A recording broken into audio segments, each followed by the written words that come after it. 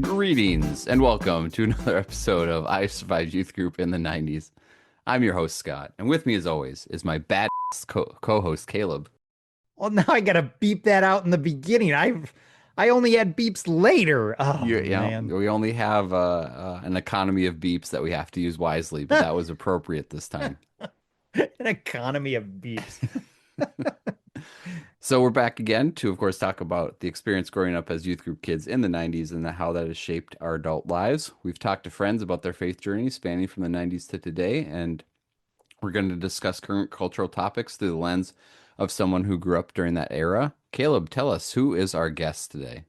Well, we've rounded out all the hosts of A Pickle Home Companion. Kevin is Mm-hmm. our we've had Pete on the show, we've had Jared on the show, we've had Brock on the show, and Mm-hmm. now Kevin has joined us on the show.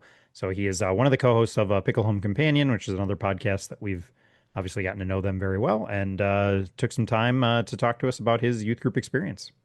So I'm pretty sure Brock was like our first or second episode of 2025, You're right. and Kevin's going to be close to one of our last episodes of 2025. So, Pickle Home Companion guys, you kind of bookend this Yeah. podcast. So, don't let it go to your head, Jared. But at the end of the day, we really enjoyed talking with Kevin, and we had tried to do this for a long time, and it had taken a couple months for everything to line up. So, Yeah, absolutely. what do you recall about this conversation? Yeah, so I mean, he kind of had a youth group experience that was like pretty small and then like moved around a little and kind of got connected with other youth groups. So it was a unique experience in that like there wasn't this like for us it was just this very consistent always this and it didn't feel like that as much for him where he kind of had a couple different homes, couple different friend groups, couple different places and Hmm. just kind of a little more variety in that regard. So that was really interesting and also just a unique location. He talks about growing up on Cape Cod and Yep. how much that really impacted his youth group experience and his kind of growing up experience with church. So I thought even that was interesting, like how much geography played a factor for him. Yeah, and he started referencing like off the cod or in the cod or on the cod or on the Cape. I In don't the know. I Cape. can't in the It's Cape. Oh, on, no, it's on it's the Cape, the on on the the Cape. Cape. See, Yeah. but like it's all of a sudden you kind of realize like, yeah, it wasn't necessarily just a centralized location for him. He really didn't have a home per se, which even though he did continue to do a lot of youth group stuff, he just didn't have that like consistent home base. Yeah. That's not a bad thing. There are obviously plenty of resources around, but I enjoyed that kind of aspect of, yeah, it was a little bit different than what we did. Yeah, absolutely. Yeah.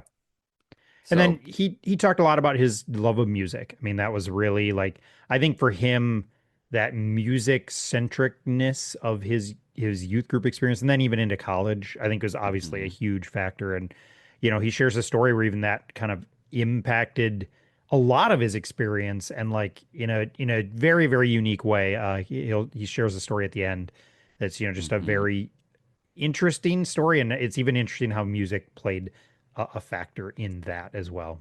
Yeah, and if you've listened to his podcast, Pickle Home Companion, you know how much they love music and how much they Yeah, incorporate it into their podcast, and it's clearly stayed with him for a long time. And he has one of the better backgrounds for us when we talk to him on Zoom. I know our audience can't see this, but like he's got some really good vinyl in the background, that sort of thing. So it's yeah, stayed with him for a long time, but it has also through that experience affected his faith very much. yeah, absolutely. So. Kevin, it was really great to talk to you. I know we took a long time to try and get that all scheduled, but we appreciate your patience. And we also appreciate your friendship and appreciate your editing of your show because as a pseudo editor myself and Caleb being the primary editor of this show, we appreciate your work to edit that other podcast because that's a beast. Yeah, But it's very, very entertaining. So everyone, please go check it out. yeah, absolutely. So everyone, thank you very much for listening, and we hope you enjoy.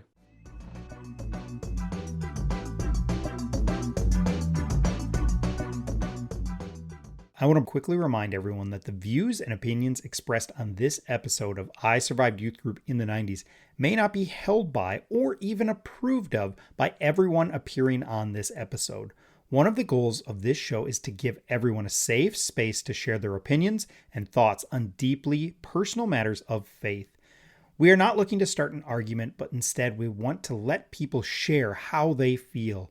During our interviews and discussions, we may not represent every point of view on a given subject, and we understand that this may be frustrating at times, but it is the nature of a podcast discussion with a limited amount of time.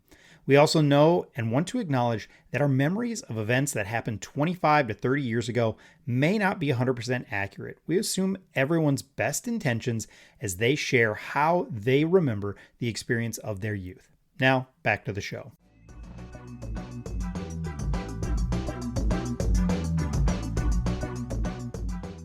All right, we are here joined this evening by our good friend Kevin. Kevin, thank you for joining us. It's been a long time coming for us to sit down with you, and we really appreciate you doing so, especially on a Friday night. How you been? I'm doing good, and I am very excited to be here for the album anniversary of the 30th anniversary of Spud Puddle. All right, all That is what right, we're get talking out about, the right? wrong podcast. Oh, shoot. I Did had you notes. prepare for the wrong podcast? Never even heard of this album. All Oh. right, we can talk about Spud Puddle. That's fine. Sure, it was recorded by Gene Eugene. Matt Wignall did the He's photography and already. the art. Wow. Dang. That's all I Ca- know. Caleb, put it on your calendar. It's not, well, I gotta find my I phone. know, yeah, I know you don't have very much for this week, but No, this is November's a quiet time of the year. I'll say it's all greatest hits albums and EPs. That's all it is. I would not have known. Well, Kevin, you're part of a podcast that we enjoy, and so we're really happy to when you said you'd be willing to come on and talk about your faith journey. So let's kind of start from the beginning. Like, how did that all begin with you? You know, where were you at in the 90s? How were you going to church, youth group, that sort of thing? Sure. So I grew up in the church, and my parents both were teachers at a Christian school, so I attended there as well, Nice. and then was going to youth group at a Nazarene church for a while. Uh, where we live on Cape Cod, it's kind of more of a touristy area, Hmm. so for the most part, it's a lot of old people, and then not too many kids. There's probably, I want to say, 5 or 6 regulars in our youth group, Oh. and 3 of us were cousins. So,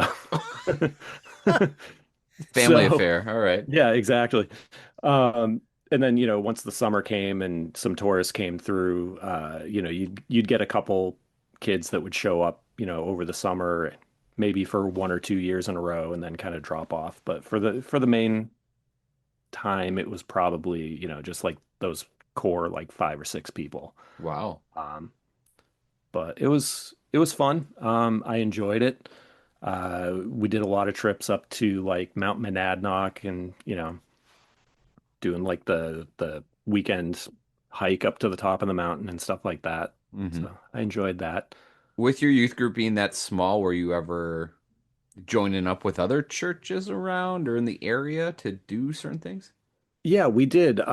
So there was also, once we got into more like the high school end of things, there was something that I believe it was called Cross Cape or something like that, where it was, all the local youth groups kind of got together on like a Wednesday night, Hmm. um, kind of in like a central location, for the Cape. And there was probably I want to say there was probably like 30, 35 kids there for that, um, which was cool. Decent size. Yeah. Yeah. And then for high school, I actually was going to school at a different Christian school about an hour away from my house. So a lot of, my high school friends that were going to youth group all lived up there. So I would kind of bounce around from youth group to youth group, you know, probably from like 10th grade on. Hmm. um, and kind of go to one youth group for a couple weeks and just bouncing around. It was fun, but it You're like a was youth group nomad, just yeah, going basically. going wherever you can. Yeah, Interesting. So that's all kind of a long way away to be from kind of your high school friends and your main friends during that time. yeah, yeah. It was. I enjoyed it. Like I really liked the school, which obviously helped. And I do have some great youth group stories from some of the trips that I went on with those other ones. Hmm. And if I had gone to the local public school, I would have been on the bus for over an hour anyway. Oh, Even though, because I where my house is, I would have been like the first one picked up and the last one dropped off. sure. Even though I was like less than a mile from the high school. Hmm. Weird. So you could have walked there sooner. Yeah, oh yeah, definitely. Interesting, interesting. Well, this is the I don't know, monthly or frequent reminder to some of our listeners that back when Kevin was an hour away from his friends, he did not have the internet or the phone or whatever he needed to stay in contact. Maybe he had a Exactly. phone, but like it was much more difficult back then. I It was was just in the connected to the wall. There was this cord. yep. You would interrupt your parents' phone calls. Yep. I was just in the car and with my kid and his friends, and it's Black Friday today when we're recording, and I was telling them about Caleb. You remember I worked at Target when I was in high school, and I worked multiple Black Fridays in a row, like 5 or 6 in a row. And I worked the Tickle Me Elmo Friday, which maybe some of you will remember. And that was the one Black Friday where I saw people fighting like over toys. That's not the point of the story. The point of the story is that I talked about it being an intense day, and one of Simon's friends was like, "Oh, and they couldn't order it from the internet," and I was like, it was really my Oof. first moment of like, oh no, I'm old, and that was a long time ago. So yes, a long time ago, it wasn't as easy for us to connect with our friends that are hours away. Yep. But did you still manage to make friends in the other ones you were kind of bouncing around to? Yeah, I did. There were, a handful of kids that I met up with. So I started dating this girl that was going to one of the youth groups off Cape. Um, and trying to think that when we met was actually we were going up to Mount Washington with that youth group. Um, and I knew who she was. She used to date one of the other guys that was on the soccer team that I was on. Hmm. And so I'll loop back to that in a bit, how it connects to all these other youth groups. But so we go up to Mount Washington, we get about halfway up, and a storm rolls through. So it's down below us at this point, and Okay. my friend Kate that was with me sprains her ankle, can't walk. Hmm. But we can't go back down because of the storm. So the only option we have is to keep going up to the top of the mountain. So Oh what my I ended gosh. up doing was I gave her my backpack. So she had two backpacks on, and I had her climb on my back, and I carried her all the way up to the top of the mountain. Uh, Whoa. Yeah. And then did you tell her that there were two set of footprints and then there was and one that and what that I should means? have, if I was smart enough, I should have. Dude, missed opportunity, Kevin. Come But on, man. uh, but that was the trip where I met this girl that I started dating, who I think about a year later moved down to the Cape where I am. Uh, and then through that, going to the youth group, got to meet a whole bunch of other friends that lived nearby me that I didn't know. I see. Hmm. You keep using these locations that I'm not familiar with, like on Cape, off Cape, the Cape. Yep. So, So in Massachusetts, like there's kind of this peninsula that's called Cape Cod, and yeah, it's if you go over the bridge, like over the Cape Cod Canal, you are on the Cape. gotcha. All right. You are not in the Cape. You are on the Cape. Fair warning for whenever I go there. Don't want to Yeah. be outed as a tourist. Right. So, Right. so it sounds like you came from a Christian home. It was kind of part of your, part of your family with your parents hmm being teachers there. Or did you have any like brothers or sisters going to youth group too? Or how was your kind of home life in that regard? Yeah. So I have a younger brother. He's 4 years younger than me. Hmm. So he would be there for some of the youth group events. Once I got more towards like in high school. Hmm. So, he would be there. And again, where like half the time it was, most of my cousins were there. So it was, you know, my cousin Family Dave, anyway. my cousin Mark, my cousin Yeah. Sarah. Yeah. Oh, wow. All Yeah. right. And your parents were then, were they part of the church as well, or were they just at the school, or how did that work? Yep, my dad, he was a pastor for a little while. We had a home church at one point before we moved on to another church. I think like it kind of combined with a few other home churches. But then the main church that I was at, uh, where I was going to youth group, he was the worship leader there, and my grandmother played the piano. So Whoa. All right. Well, maybe we'll talk more about that on the music side of things, because right. spoiler alert, Kevin likes music. But maybe that's part of where you got it from. For you personally, then, with all that background, just what did your faith look like? Like, how would you describe it back during the 90s? Well, let's establish this. Was your high school in the 90s or was it 2000s? Was where were we at? It was the 90s. Okay. All right. So good. You qualify for the So I do podcast. So qualify, yeah, we yes. won't, we'll have to trash it. No, Um, I graduated in 97, so Perfect. Okay. But yeah, for you personally, like, how would you describe your faith during that time? yeah, I definitely identified as a Christian at that time. Hmm. I do remember, anytime you'd go to like those big youth events and they'd be like, oh, tell us your testimony. And like people would always have these like sob stories about all these horrible things that had happened to them. And I'm just like, yeah, I don't know, man. I grew up in the church. Nothing terrible has happened to me. I I'm a Christian. I don't know what to tell you. Yeah. You were the testimony that didn't play well on stage, but the one that every parent wanted. Right. Like no problems, kid was Yep. following Jesus from a young age, no bad, well, who knows, fewer bad decisions, maybe that sort of thing. As far as they know, right? All right, and see, this is the point here, Kevin. Let's go. Let's tell him. No. So it was something that was just kind of ingrained in you from an early age and something that, Yeah.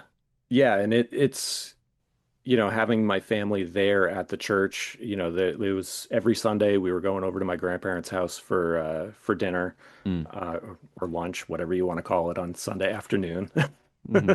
Well, what do they say on the cod? On the Sounds like Cape. they say, On the oh, Cape. dang it. I've screwed up already. Uh, I think we called it Sunday dinner, is Okay. what we would call it. But yeah, so there'd be, I've got a fairly large family, so there'd be probably, I don't know, like 15 people there or so, pretty much every Sunday. Hmm. Um, and just all the cousins would hang out and play with each other and you know have family time. So Sure. So your family seems pretty, woven pretty closely together mhm. and always doing things together, which is great. Um, when you look back on your youth group time, what are some of those memories that just pop immediately? What are those things that you think of? Were you involved in any leadership, or were you just like kind of partaking? Like, what are some things that really come to your mind, to the forefront of your mind when you think back on those days? uh, Definitely more on the participation side, not so much the leadership side, for me. Um, One thing that really does jump out was the woman who ran our youth group. So she was a family friend. So one thing that she would do, she would get those boxes of, cassette tapes from like uh, Word Records or whatever distribution company, and bring those in. So like that was awesome for me, being a music fan. So it's like, you'd get like Jeff Moore in the Distance or DC Talk or Hocus Pick and stuff like that. And you know, you'd find all sorts of, cool stuff. But it was, I enjoyed it, but it didn't quite scratch the itch as like once I discovered like Tooth and Nail and like Brainstorm and stuff like that. But it definitely was something that I remember. Nice. So she had a little connection there where she could Hmm. keep that Christian media flowing in for you guys. That's good. Yep. So even though it was small, it wasn't necessarily like cut off from that Christian culture or industry. Right. You mentioned it already, and for the viewers out there, Kevin's wall is all records. When you look back on it, how did that music part of things kind of relate to your faith during that time? Were you like us, where it was just kind of really impacting what you believed because we just found this niche, or was it something you kind of just enjoyed from time to time? I think if you were to look at a band that really impacted what I believed, how I believed, and things like that, I mean, really, the biggest one I can think of would be that very first Five Iron Frenzy album, Mm, which, never I heard of mean, yeah, they're this new band. Whoa. All right. Just I remember listening to that, and back in the day, because it was on physical media, you'd have the booklet and you'd be reading along with the lyrics while you're listening to it.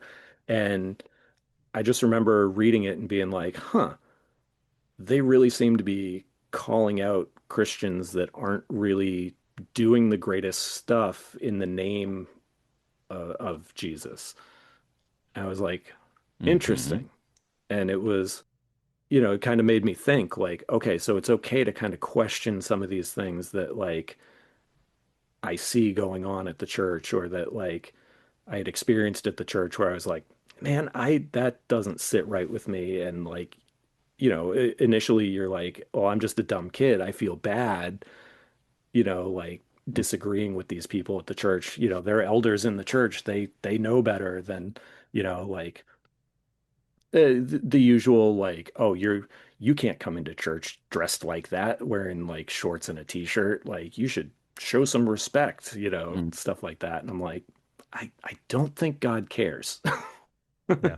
That is true. Yeah, I mean, Caleb, we've talked about it at length at some points where there was a lot that we were learning from Five Iron in particular, but other bands too that we weren't talking about in youth group, and maybe we weren't ready for it. But some of Mhm. that stuff about history that that always loves to go back to. It's like, yeah, it did kind of plant a little bit of seed of let's not maybe question everything that we're learning in youth group, but let's keep a little bit of an open mind of Yeah. do we really understand particularly where we came from? And it Hmm. was one of the more powerful things for me, along with some of the history that you got from Five Iron lyrics, but also just understanding how during the time that we were in that space in youth group, what led up to it and why we were being taught that. Yeah. Because it's all interconnected one way or the other. Hmm. So. How about now? Is it, I mean, obviously you guys have a podcast that is talks a lot about music. Is that something that you still are you still listening to Five Iron? Is it still on your playlist? Absolutely. Yeah. Nice. Five Iron definitely is still in the playlist on a regular basis.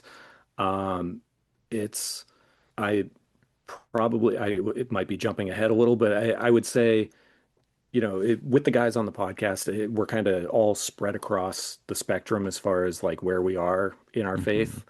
I think probably I do still consider myself a Christian, but I'm probably more closer to Brock than the other end of the spectrum. Hmm. Um, I don't know. It's a lot of stuff that I saw in the church, particularly in the last 10 years, I just really didn't appreciate.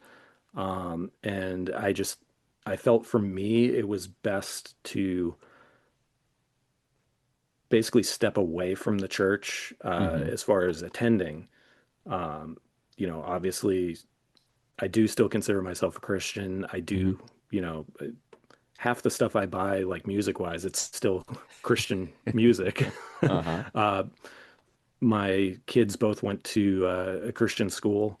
My Hmm. daughter's still there. My son's graduated at this point, but Nice. yeah. Well, there you go. I mean, it is a little bit of a through line for a lot of us because that music was meaningful, and there were artists like Five Iron that we felt we could trust maybe a little bit more than others because Hmm. there are some bands that we don't really trust anymore for various reasons. Yep. But a lot of them we still do, and so whether we are feeling nostalgic about that time or it does resonate with parts of our faith that still remain, Hmm. it's something that feels good to go back to, especially if Yeah. they end up putting out new music and then we're still following along with them. So, well, we'll get back to some of that Oh yeah. transition in a little bit. But after you graduated high school, were you involved? Did you kind of part ways with those youth group friends, or did you kind of stay connected? No, I kind of there was an ugly situation with the breakup and friends taking sides, and my side was not the one they chose, even though they were my friends for far longer than Mm, hers. So yeah, I kind of lost track of them at that point. Um, but then moving into college, I know this is a little past, youth group age, but I went to Eastern Nazarene College up in Quincy. mm, So, continued following Christian education. hmm. And while I was there, I actually, my roommate and I led like a Bible study, you know, Nice. partially for chapel credits, so we could sleep in on Wednesdays. Um, but again, that's where that like kind of weird, like share your testimony. I'm like, well, Mm, I don't know, I got nothing, man. hmm. That kind of reared its head again there. So, Hmm. Yeah. Interesting. Interesting. I'm just gonna ask a question about that specifically, like, because it sounds like that was a lot of what kind of we're taught in youth group is, be ready to share your testimony. I yeah. remember we were always told, like, if, be ready to kind of give your elevator pitch or whatever. Hmm. Um, like, was there anything that you remembered repeating or saying just to kind of not that you would lie about anything. I'm not saying that.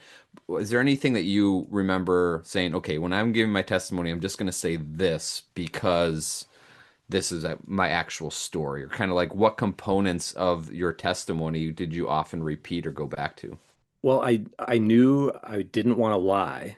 I didn't want to course. make something up, Hmm. and but that was the thing was like, you almost have this pressure to be like, oh man, maybe I do need to, go out there and f up so I can uh, have something that I can say. Yep.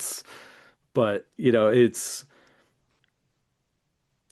I was just honest and was like, look, I don't have a sob story. I don't have any dramatic, like, come to Jesus moment. It was just, Hmm. I grew up in this, and this is what I was, you know, taught. This is what I believe. And hey, I don't know if Yeah. that's just how it is. This is like me for who I am, This is Kevin. Very good, very good. Well, overall, like, what did you love about youth group? You were a little disparate in who you hung out with, but when you look back on it, what did you love about it? I just liked hanging out with people. Hmm. That was the main thing. And it's I wish growing up it wasn't, mostly my cousins and, like two or three other people. And then obviously like in high school, once it was, those bigger groups getting together with multiple churches, it was uh, you know, a little easier. But again, a lot of those groups, it was, going to youth group an hour away from my house, so I couldn't go all that often. So, Yeah. but yeah, I mean, the main thing was just people. I like people, even though I'm a bit of an introvert. And if you listen to our podcast, you'll notice that, like, I mean, it's hard to get a word in over over Pete and Jared and Brock sometimes, but Just Pete. Just Pete. yeah. Love And love that, you, Pete. yep. Um, but yeah, like I am somewhat of an introvert, even though I'm kind of an extroverted introvert, if that makes any sort of sense. I don't know. It's a I took one spectrum, of, sure. yeah, like I took one of those like test things that tells you your personality or whatever. And it's like I came up like ENFJ. I'm like, I don't know about the extrovert part on that. Yeah. I was never a big fan of those things. It's No, too no. easy to put people into one of two boxes. So, Yep. You talked about like the tapes and some of the music things, and then you were into it. Like we always talk about, we had like we would go to a bunch of shows. Did you guys have shows come mm. through the area that you were able to like go to as groups or at least with the cousins, or was it something that I know some people are like, no, nothing came close to us, and we never saw stuff. Were you able to do some of that, and did that help you kind of like connect with the I call it the scene that we Hmm. had because I feel like it is kind of like a It was a scene. scene for It sure. was, yeah. For sure. Um, well, that's kind of the tough thing about where I am in the Northeast is, like nothing comes through here. Mm. There's there's literally one concert venue on Cape Cod, and it's, we'll get like Blues Travelers and Gin Blossoms and a lot of a tribute to Yes, a tribute to Neil Young, stuff like that, or like the Monkees. Um, and so like nothing comes like local here. Hmm. Um, Oof. Stuff would come through Boston every now and then. Sure. Okay. I remember, aside from seeing like Phil Driscoll at like a local middle school down here, but I think he had family in the area, which is the only reason he was here. After that, the first concert that I remember going to would have been DC Talk, Dynamic Twins, Newsboys, and Lisa Beville. Was it Lisa Nice. Beville? Um, I think it was Lisa Beville or and Heather and Kirsten up at Gordon College. Um, and then I think I didn't go see anything up until I think when Jesus Freak came out, might have been the next. Okay. No, no. Then I also saw like DC Talk played at like a water park up in like New Hampshire or something like that. So, but I mean, that was like a 3 hour drive. Yeah. Mm. Um, who did we see after that? I think I saw Jars of Clay at Gordon College with Plum and Silage, Nice. I think. But once I got to college, that was when I really started going to a lot more shows because I was in the city already. Sure. Mm. And then, being around a bunch of other friends that were, into Five Iron, into MXPX, into Stavesacre, willing to drive to like Connecticut from Boston just to go see one of these shows. That was when I really started to uh, go to a lot more shows. Hmm. But in high school and youth group age, it was a lot of, reading Seven Ball magazine, reading CCM magazine, going through like, oh, this artist sounds different. And then you do the who do they list in the thanks? What shirts are they wearing in the photos? And Right. like, I like this band. Who's this band on his shirt? Okay, I'll Yeah. order that. Who are And they kind fans of, of? Yeah. yep, like going down to the local Christian bookshop and special ordering stuff. Special ordering. That's hilarious. Yep. Yeah. Yeah, because there was no way they were gonna, have like Bride or Yeah. We'll put this one MXPX album on the Yeah. yep. on the shelf, and we'll hope somebody takes it at some point. But Yeah. So I can get into how I got discovered like the tooth and nail thing. So when I was in high school, my mom switched schools to start teaching at that high school that was an hour away. And because she was a teacher, she couldn't leave until, 3:30. So I had all Mm. this time to kill. There was a Christian bookstore probably like 2 miles down the road. So I would walk from the school to the Christian bookstore and just go through all the demo tapes and stuff like that. And I remember, I think I had picked up like Pet the Fish and stuff like that. But I remember walking in and seeing the album flap for Pokin' At Ya. And Mm-hmm. I was like, what is that? I want that. And I look and I'm like, it's like 21 tracks or something Yeah. insane. Yeah. And I was just like, okay, I only have this much money. I'm getting 21 songs for this money. And I pop it in and I was, hooked like instantly. And Yeah. then, from there, just anything tooth and nail, it's tooth and nail. I don't care. I'm buying it. Yeah. Hmm. Then you get home and like you'd have like the Danielsons, and you're like, I Maybe don't know not. about this. Yeah. But I mean, even Danielson, there's a couple tracks that like I really do like. Yeah. It's just Mm-hmm. they're weird, but and for the most part, yeah, I can do without. But yeah. Yeah.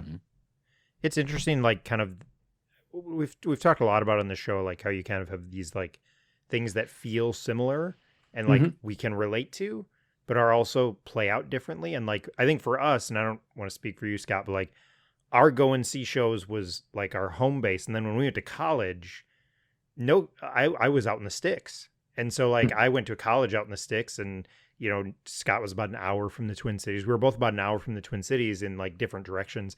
We'd have Mm-hmm. to like come home to like go Mm-hmm. see those concerts. And like none of my I finally at the end got some college friends who were interested in the same music, But it was like I was the weirdo in college because I had nobody I could talk to about music. Same. I found a couple again. I found a couple at the end, but like it's funny how it's the same, but Hmm. yet just a slight twist on it. Where like you didn't get to experience that in high school, and then in college it was like, here it is. I get to Yeah. do this. Where we were Yeah. like all in high school, that's all we did, and then it was like Hmm. I got to college and I was like, Scott, are you going home for that show? Yeah. Okay, well, yeah, it's like Hmm. that's a Yeah. weekend. We'll both be home Oh then, yeah, let's that go sort to of that show thing. together. Yeah. Yeah, So yeah, for sure. For sure. Yeah, no, it definitely was like that, like in high school, yeah, like my best friends, my sophomore year, like we'd be over at their house just listening to music, and it was, you know, Minor Threat, it was Fugazi, it was Ministry, it was Nine Inch Nails, it was stuff like that. And and then all of a sudden it was like Tooth and Nail hit, and it was just like, oh my gosh. And then we were Mm, listening to like all that stuff. yeah, mm, Um, but yeah, I mean, even before that, it was, like I said, we'd get the forefront stuff, and it was like, it's fine. Like I did enjoy some of it, like, but I was the weirdo that was like listening to, XL and DVD, SFC, ETW, uh, mhm. you know, Bride, Guardian, stuff like that. yeah. A little bit more aggressive, a little bit more Yeah, contemporary on the music side, or right. closer to secular music than some of the forefront stuff, Hmm. at least till it caught up. I mean, outside of Jeff Moore in the Distance. I mean, let's be honest. Yeah. Threads is a Trailblazer. great album. I haven't my making fun of Jeff Moore in the Distance hasn't migrated onto this show enough, so it's time But to it's do it. always yeah, we Now, haven't is done it that that much. Jeff or is it Joff? Geoff. Geoff. Yeah. Geoff. Yeah.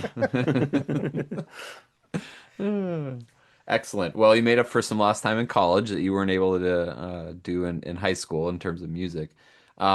But as things just kind of went on, let's take steps then towards adulthood. And now, like nowadays, you're basically the same age as we are. How does your faith compare to what you had back then? You had a testimony that wasn't rife with drama. It was pretty Right. straightforward, and there's nothing wrong with that. That's great.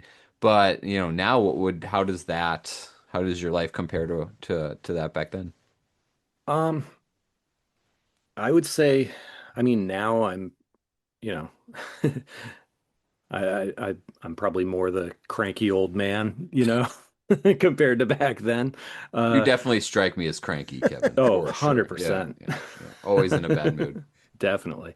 Hmm. Um, but it was just more, yeah, like I played in like the church worship team, and stuff like that. And then things just got weird, like pastors changed and stuff like that. And I remember one of the pastors that came in didn't really want to get to know the people who were attending the church. He was more focused on, we need to grow, we need to evangelize to the Mm, people outside the church. And I'm like, I'm in the worship team. You don't even know my name. mm, Like this is weird, like mm, I'm used to growing up, and it's like real close knit, like practically everybody in the church felt like family, mm. even if some of them were, the weird grandparents and uncles. But, Or actual family, as in it, cousins. right. That was only like half the church. Yeah.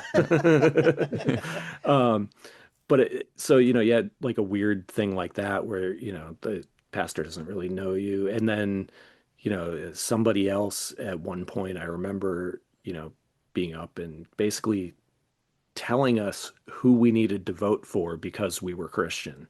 Hmm. And I was like, Yep. yeah, I don't think that lines up with, the way I perceive Christian values, like I can't, I can't support this I mean, we all know who I'm talking about, but I'm lost, Kevin. You really have to Jeff Bezos. spell things out clearly. Just kidding. But it's like you have to vote for Trump because, like it's the Christian thing to do. And, like all the churches are supporting him. So you have to, vote for him. And I'm like, okay, you shouldn't be saying this from on stage at church. Mm. Like, It wasn't a private These were not private conversations. They were very much from the pulpit. yes, yeah. And I was just, I did not appreciate that one bit. Hmm. Hmm. And then, there were other things where it was like my wife had asked to like speak about something like having to do like with her faith and like her faith journey. And I forget the exact words, but it was something along the lines of like women aren't supposed to, like preach or like talk, like I was like, and I mean, if if you know my wife, that did not fly at all. So Sure. Good for her.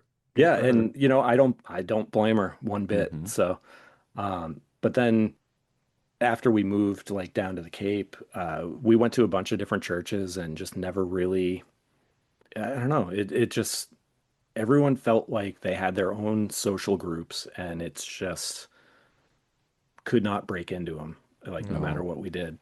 Um, One of the churches we went to, there was a handful of people from my previous church, so like I knew them, but it was just the usual small talk, Sunday morning after church, before Hmm. church.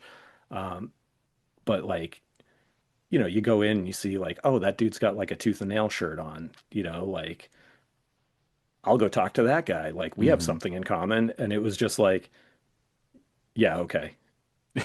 I was like, oh, I like your shirt. He's like, thanks. Dang.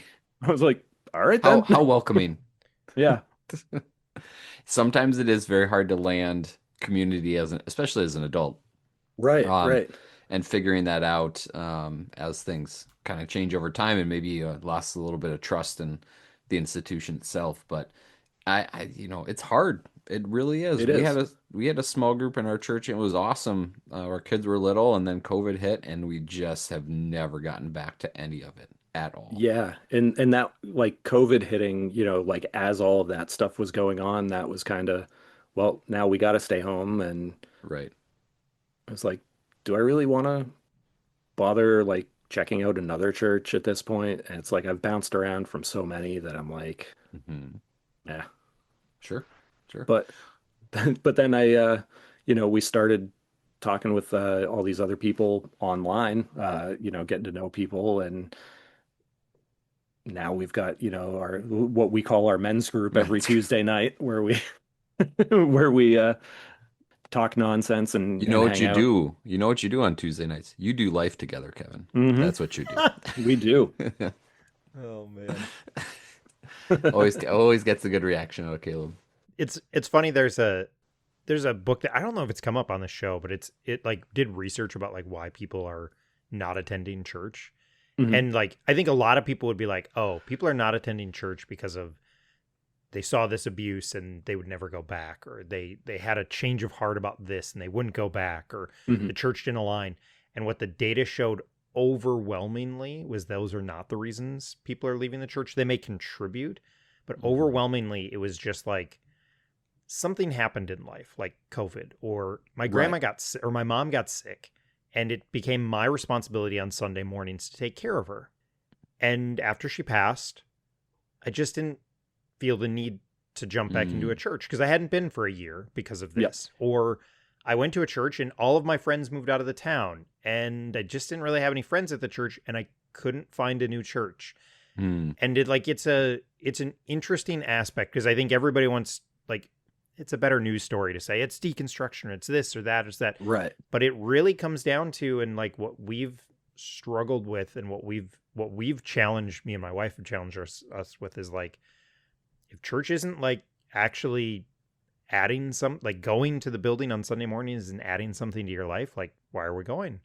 Like it's a Hmm. Hmm. valid question to ask. And I think that ends up being a bigger thing for people where they're like, well, I can go and I can say hi to somebody and we can talk about the weather for 4 minutes and then leave. And what's the point? Why would I do that? And so like it's an interesting aspect where it's not like this like, oh, this happened. Like there's some things there, but it wasn't like this big event happened and then you're like, I'm out. I'm not going back here. It's more like kind of a combination of some little things and then just being like, yeah, can't find the home and my life hasn't fallen apart because I can't find the home. Hmm. So I'm Yeah. good. That's interesting data to consider because I see that some people come back to the church when they hit a specific life stage, which is I have kids and they Yep, we realize, did that. oh, like I actually kind of want this to be part of my kid's life. Now, for a lot of people, that may look different than what they grew up with, but Hmm. they still want it to be some part of their kid's life. And so that kind of forces them, or not forces, but it's a reason that they would go back.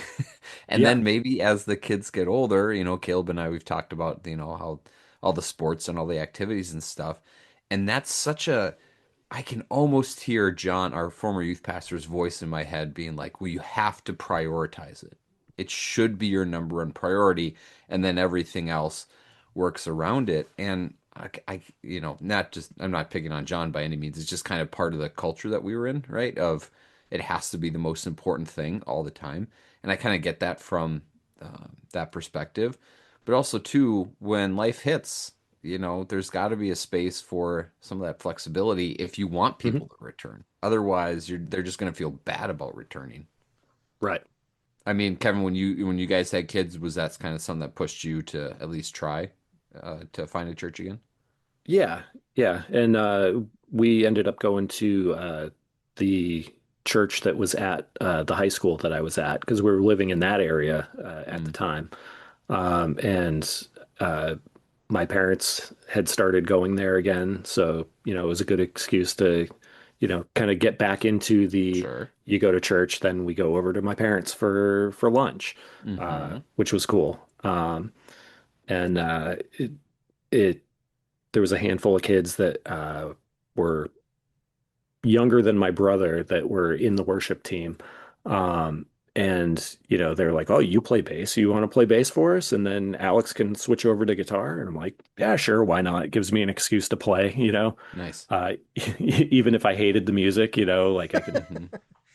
it was something to do. And, I'm like, "Hey, at least I'm playing, and it's Sure. like, I Sure. don't feel called to be part of leadership, like in a church in any sort of way. But at least this way, I feel like I'm doing something. Mm-hmm. So let me get this straight. Going to your dinner, or sorry, going to your parents' place is called lunch, but going to your grandma's place is called dinner. Yeah, I want to say maybe it has something to do with the number of people. Because when we went over to my parents, it was, just like the four of us in our family, and then Right. the two of them. But at my grandparents' house, it was the grandparents, like four or five of my cousins, my aunts and uncles, and then whoever happened to be visiting the church that day. My Oh, grandparents would always invite them how over, and Hmm. kind. yeah, so there was always just like tons of people there. Mm-hmm.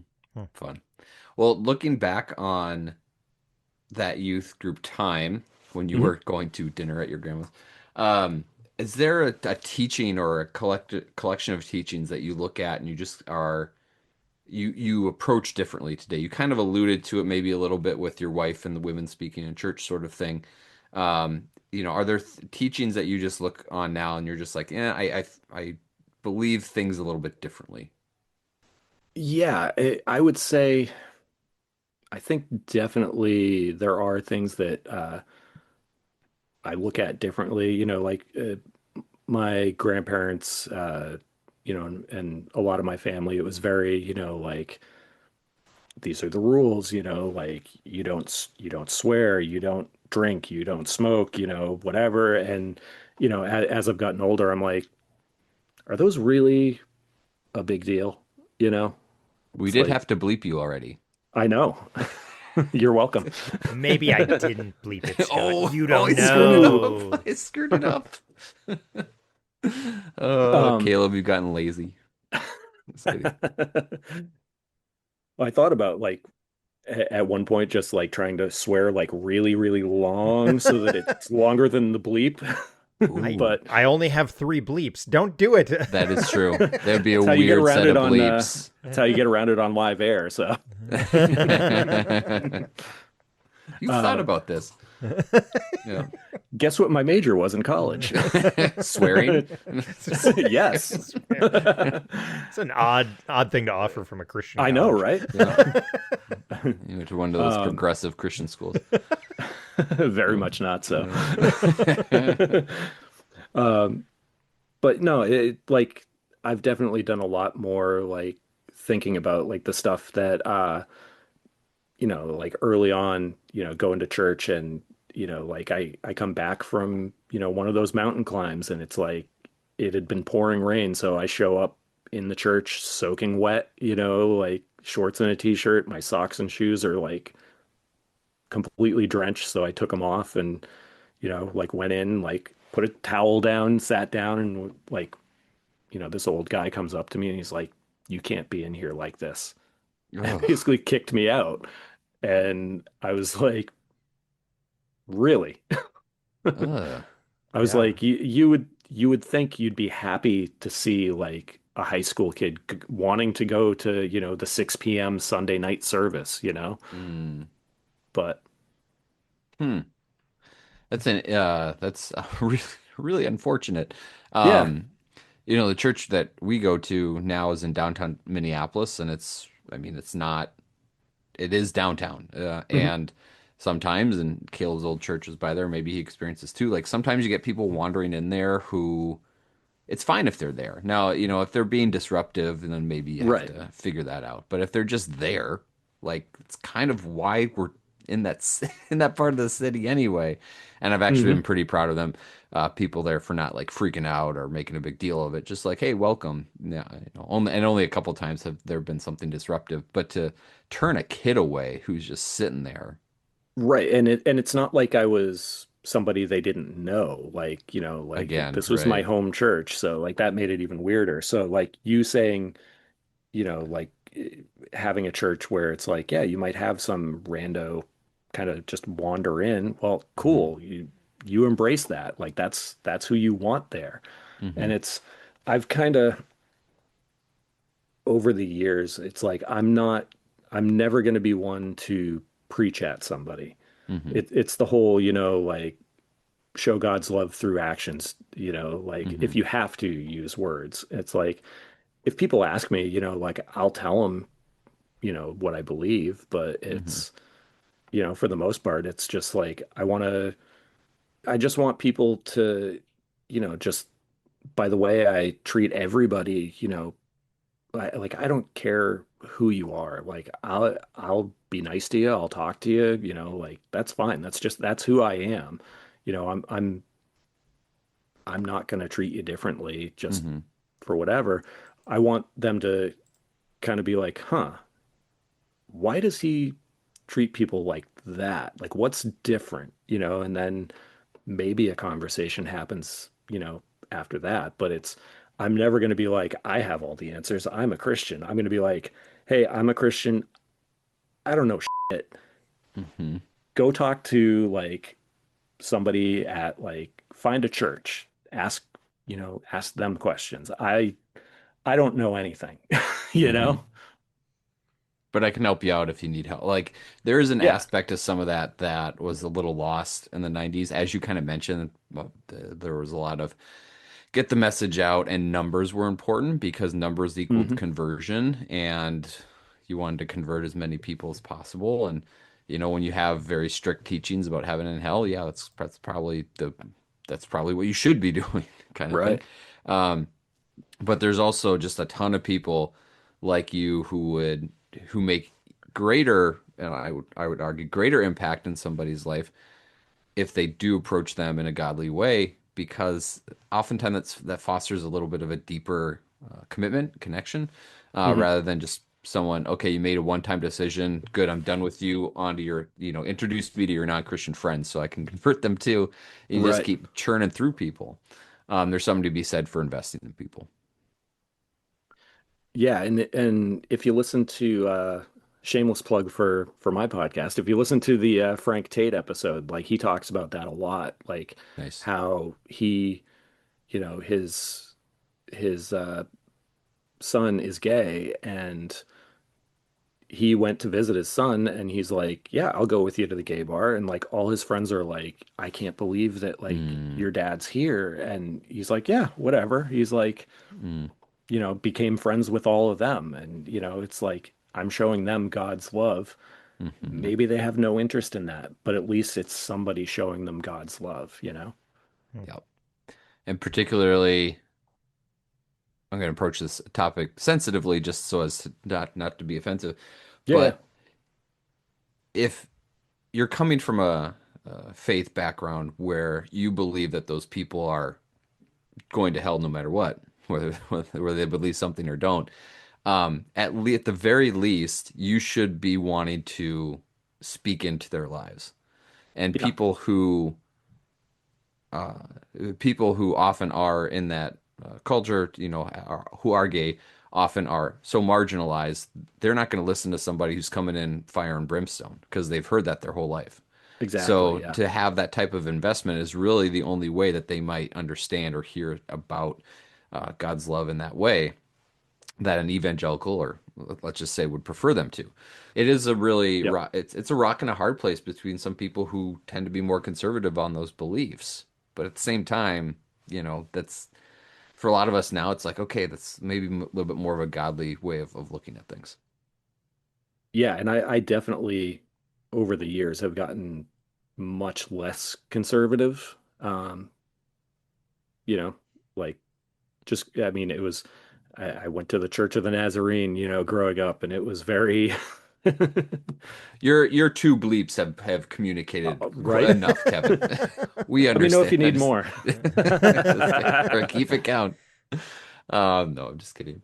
In terms of like the structure and how it was functioning, maybe some of the things, activities that you all were doing, do you look back on those activities and struggle with them a little bit? Like, oh, we shouldn't have been doing this, or this was kind of weird. Is there anything you look back on and just maybe have a harder time with? Hmm. I don't think so. Um, 'Cause I think for the most part, it was a lot of, you'd come, you do your like short Bible study and then, like go play ping pong or, like basketball or, Hmm. whatever. Like that was the typical, youth group night. But then, we would do those like all-nighter events, like to the roller skating rink or whatever. So I mean, there was nothing really at any of the youth group events that were now I'm looking back, I'm like, oh, that was a little weird. Uh-huh. Maybe some of the trips to like go see Carmen or something like that, but That was for your youth pastor's benefit. right. Funny. Well, that's all right. I don't think I actually ever went to any of the Carmen ones. If I did, I blocked them out real good. I Caleb, don't we saw Carmen. I don't think I've ever seen Carmen I in did see Carmen. Whoa. It was Carmen and Really? Petra. Yes. Whoa. Because I remember distinctly he was like, I'm passing this. It was probably about abortion, frankly. But he's like, Yeah. I'm passing this thing around, and if I get enough signatures, I'm going to bring it to the White House or something. I distinctly remember this as a youth. Now that's weird because Carmen notoriously it was a free concert. So how did that work with Petra? So was there like did you have to buy tickets for that? Maybe I'm conflating the two. I know we saw Maybe. Petra, but I feel confident I've never seen Carmen in concert. Now, you may have, but I definitely never did. Uh, Memory's a fickle thing, of course. So, I mean, we It we is. we we did Like see a lot of Carmen in our youth group. Like mhm. there was a lot of Carmen there, but yeah, for people who yeah, never saw Carmen but came to our youth group, they still saw Carmen. right. Yes, Right. we saw Car. You saw a little bit of Carmen in all of us. That's right. That's just how he wanted it. So, now I'm Uh, completely lost. Well, my We work here did is it. done. We did it. It's like No, this is the wrong show for me to go off on that's yeah, that's on a true. tangent. Yeah. We don't have that economy of figuring it out at the end. We're just very direct here. Yeah. So I'm gonna jump right in as a non sequitur because there's no way to get back on track. But what's the you're looking back on it now, 30, 35 years later. What would you say to yourself back then, and what would your, high school self say to you now? I probably let's see, what would be more interesting to go high school. Okay, let's go high school me to current, like talking to current me now Yeah. would be like I can't believe, like how dare you like drink? How dare you like swear so much? And like, and I think present me talking to high school me would just be like, dude, it's not that big a deal. I mean, it's just words. You're already listening to Cypress Hill, House of Pain, Beastie Boys. Like, come on, dude. Just Right, because you're not saying it, like, right. oh You're still thinking it. yeah, Yeah. No, there's a lot of that behavioral stuff, and I honestly, after having all these conversations, don't think it's unique to youth group culture to look back and be like, oh, I was kind of a prude as a kid, or that's not uncommon by any means, but certainly there were behavioral markers that we were convinced we would that would never change. yeah. Hmm.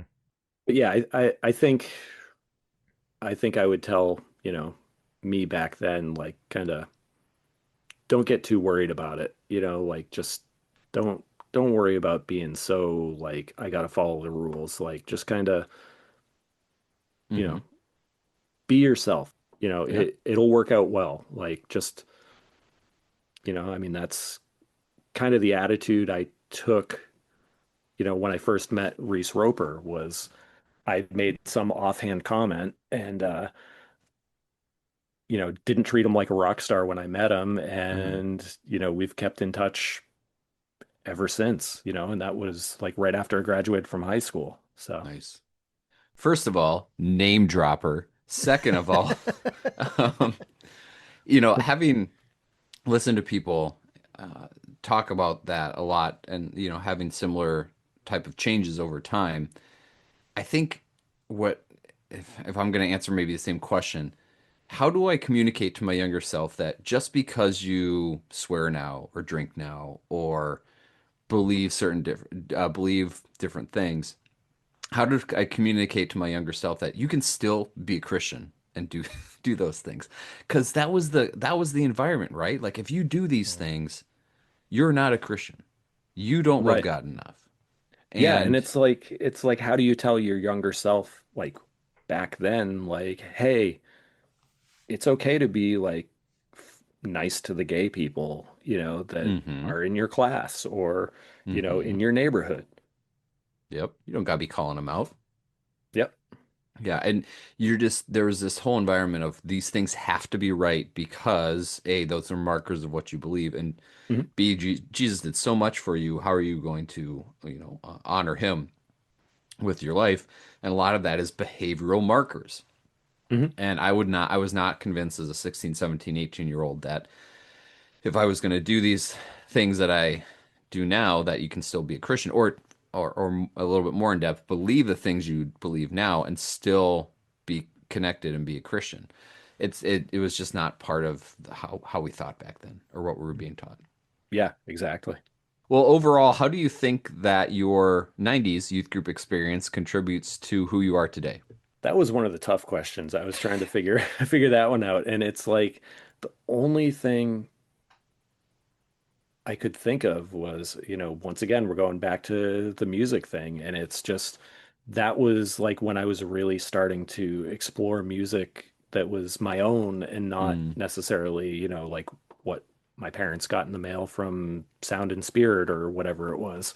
Um, and it was getting into those heavier bands and, kind of listening to stuff where it's like, oh, it's okay to, you know, be angry about stuff that, like listening to like EDL and stuff like that. And it's like, whoa, this dude is like, he's pissed off. And, mm, like, but the way he's expressing stuff, he's got a point, like he's mhm, mad at, things. And like you could kind of reading through the lyrics and like getting to figure out, okay, this is why, and just it kind of, it was cool, like kind of getting into, starting off with like rap and then turning into like kind of like the early like rap rock stuff and punk and ska and metal and all that. But that was the main thing was that was right around when I started exploring all of those other mm, genres. Hmm. mhm. Interesting. Interesting. Yeah, I mean, I've always known that you've been into music. It just didn't, feel kind of take that turn towards the end. So Yeah. that's really cool. That's really cool. So, Kevin, we usually like to end the show with the same question for everyone, which is what's the craziest, most audacious, borderline illegal thing or story that you can think of that happened during your youth group at youth group? Sure. So I have two stories. So Oh, I'll start with the first one, which um, I actually didn't know about until probably like 2 years ago. oh, Yeah. So, but it does involve me, weirdly enough. okay. So, uh, my son was going through a tough time with some stuff at the Christian school that he goes to, and I was kind of venting to my mom about it.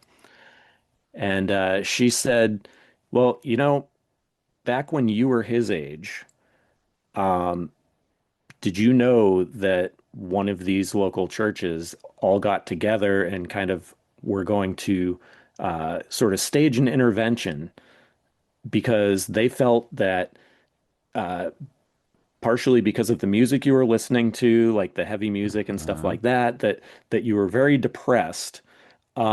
And they also felt that you were too sheltered in your growing up, and that uh, because you went to a Christian school, um, but it's like, okay, I the church is saying I'm too sheltered because I Hmm. go to a Christian school, I go to church, I go to youth group, so I don't hang out at the mall with like the other high school kids. Like what, it, like That's a totally different insane. direction. Yeah. Yeah, totally insane. So they were gonna hold like an intervention type thing and get like CPS involved, and Whoa. yeah, apparently we're going to try and have me sort of be adopted by somebody else in their church. Because this was not the church that I attended. This was the church I was going to youth group at. Right. So they So wanted to rip you away from your family because you listened to some hard rock music. yeah, and apparently because I must have been depressed or something like that. How did your mom feel about that? I think she said something along the lines of, I don't remember exactly what she said when she started to tell me about it, but it was Hmm. something along the lines of, there sometimes there's no hate like Christian love. Mm. Well, that is true. Yep. Yeah. Yeah. So Wow.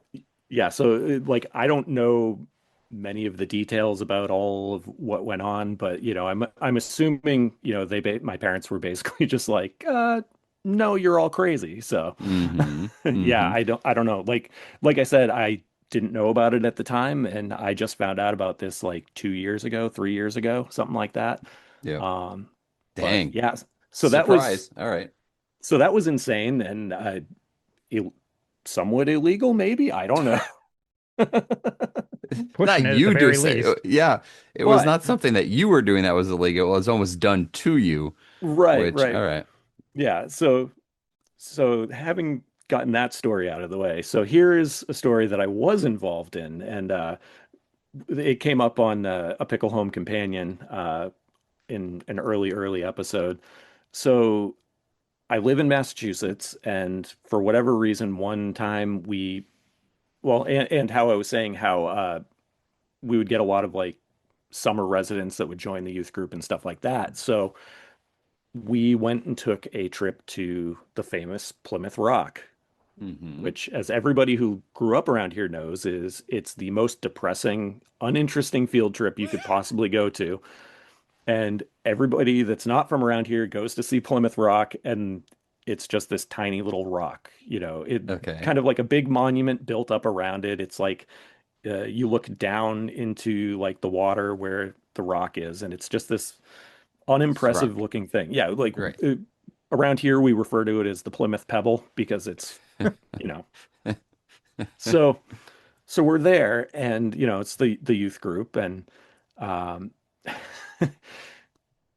the tour guide's like going on and on telling about the story, and I forget if somebody asked or how it came up, but somehow the topic of, oh man, you could easily just jump over this railing and drop down into like the pit where the rock is. And the guy goes, well, I mean, there's no law saying that, you can't do it. So it's not illegal to do it. So, of course, what do I immediately do? Like me and my cousin and my brother hop over the thing, jump down to where the rock is, Uh-huh. and we're like, oh, all right, so then, we climb back up. But then this other kid, Brad, that was in the youth group, decided he was going to do it. Now, mind you, Brad was probably like 6'6", like 300 pounds. Oh no. He jumps down in, but has no upper body strength, so he cannot get out. Or So, Brad didn't think about this thoroughly enough. nope, nope.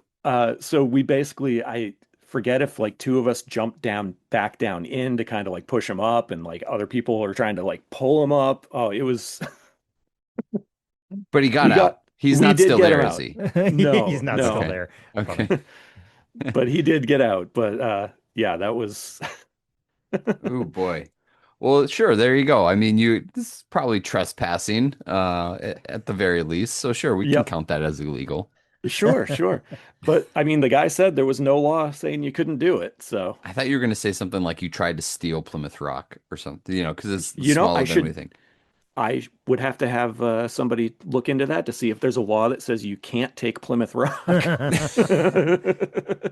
I thought you were going to say like you jumped in and then you got out and they're like, there isn't a law against it, but this is illegal. And like all of a sudden, like the cops are there as you guys are crawling out. Storming around, yeah. They called the Right. cops in. It's like, Right. oh gosh.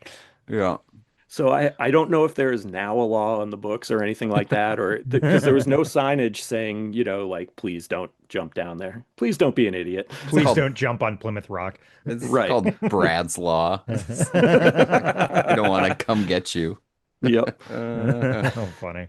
Excellent, excellent. Well, in one case, the cops were called on what they thought was your behalf, and on the other case, they were called because you guys were trespassing and doing some stuff. So, well, great, Kevin. Thanks very much for sharing those stories. No, no problem. We've mentioned your podcast a number of times here, but for those people who don't know, where can they find you, and where can they hear you talk on your other show? Sure. Or So, not talk on your other show, as we maybe Or established. no, I sit back you and let the other guys facilitate other talk. people. Yes, Yeah. right. Right, right. So my other podcast that I'm on is called A Pickle Home Companion, and yes, it Mhm. is a very weird name, but it fits weirdly enough. It's basically a bunch of guys hanging out, telling insane stories, going off on ridiculous tangents, and we have a lot of CCM artists come on. We've had a lot of tooth and nail artists on there. And it's a lot of fun. We go in with no plan whatsoever and just kind of let the conversations go where they go, and it's a lot of laughs.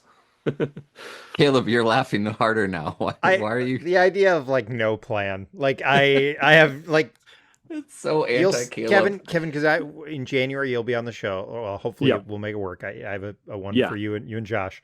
You'll see the outline you get before the show. It's Oh yeah. multiple pages because I can't go in without a plan. Let me tell you. So, Oh, it oh man. it makes it real interesting sometimes because there's times where it's like 20 minutes in, we're like texting each other like, "Oh man, I don't know if this is going to work out." And then by the end, it just goes totally off the rails and everybody's laughing and it's Have a a lot little of fun. faith, Kevin. Come on, dude. I do. Yeah, Whoever edits that show is a wizard. yeah, he is, dude. That guy is the bomb. God bless him. Um, but yeah, I mean, definitely check out A Pickle Home Companion. If you want, you can call and leave us a voicemail. That's It's great. 985-28-SQUID. We're on all the social media stuff. Just look for A Pickle Home Companion. If you want, you can call me at 719-266-2837. Just give me a call. Okay, You I have to will. leave that in. Leave it in. Trust me. All right, we're not cutting it. Also, the person who edits this podcast is pretty great, so he will leave that in. I don't I know got what's it. gonna. Yep. Awesome. Yeah, I encourage everyone to check it out. It's a fun listen, and it's definitely kept me going through some times when I need just a good laugh and to keep things maybe a little less serious than life can become. So, but at the same time, when you do have guests on, whether they are artists or whoever, like you guys have really good conversations with them, and I really appreciate a lot of the angles that you take when you talk to somebody who has, maybe some stature or experience and especially the musical world that I'm not so familiar with. Like they do become very interesting conversations. So don't discount it as just like craziness the whole time. I mean, because I'm sure sometimes it gets there, but the conversations with the guests are really great. Yeah, we have a lot of fun. So, Yeah. and we've got some good ones coming up. And there's a lot of like running jokes that kind of keep popping up throughout. Yep. It's great. It's good Yeah. investment of your time. So, well, hey, man, I really appreciate getting to know you this way. We've been chatting a lot since we got to know each other on through your podcast and everything. I've always enjoyed hanging out with you guys. So it's really cool just to hear your story, and we appreciate the authenticity and vulnerability to share all this with us. So thanks for spending the time to talk with us through your faith journey today. We appreciate it. Oh no, thanks. And hopefully I didn't, bore anybody with my ramblings. So Not at all. Well, not me. Not me. Caleb, maybe you saw a look on his face. Yeah. Yeah. But anyway, no, thanks, man. Really appreciate it.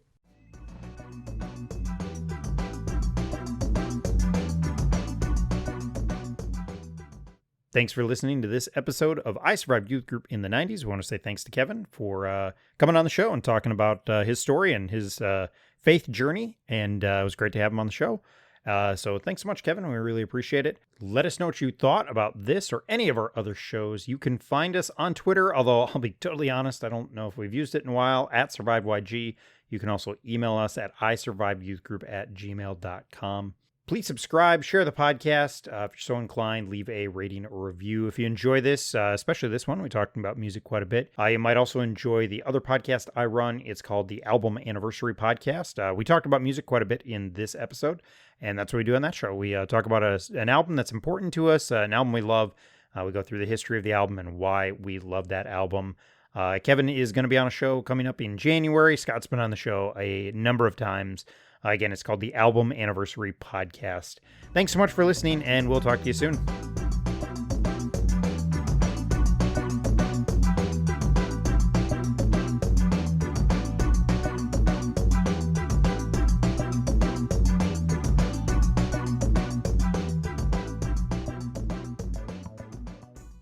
Well, Caleb, thanks for joining us. And God, Yep. Glad to be here. See you later. I'm out. All right. Three, two, one.